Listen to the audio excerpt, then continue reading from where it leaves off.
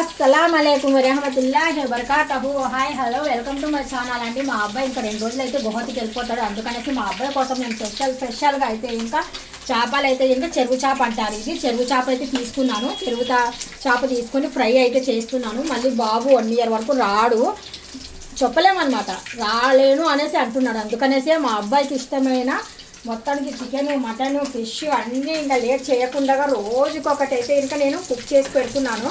ఈరోజు అయితే ఇంకా చేపల ఫ్రై చేస్తున్నాను. మొన్న కూడా చేపలే వండాను.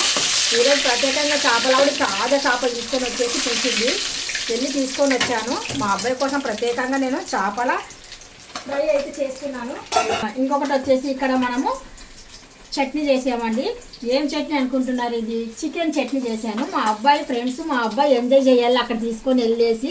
అక్కడ ఇంకా నేను ఇది అయిపోయేంత వరకు ఇంకా గుర్తు చేస్తూ తింటారు.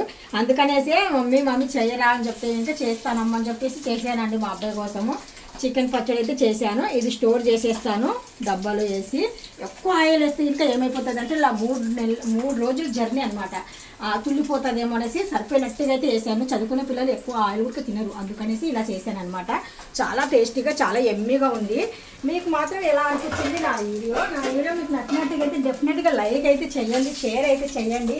మీ సపోర్ట్ ఒకటి మాత్రం కంపల్సరీ నాకు కావాలి. మీ సపోర్ట్ లేకపోతే నేను ఒక్క అడుగు కూడా ముందుకు వెళ్ళలేను, అది మాత్రం పక్కాగా చెప్తున్నాను. నా సబ్స్క్రైబర్లు నాకు సపోర్ట్ చేయాలా అనేసి కోరుకుంటున్నాను. Thank you so much. అల్లా హాఫీజ్. అంటే మళ్ళీ మొత్తానికి చివరిలో చూద్దాం.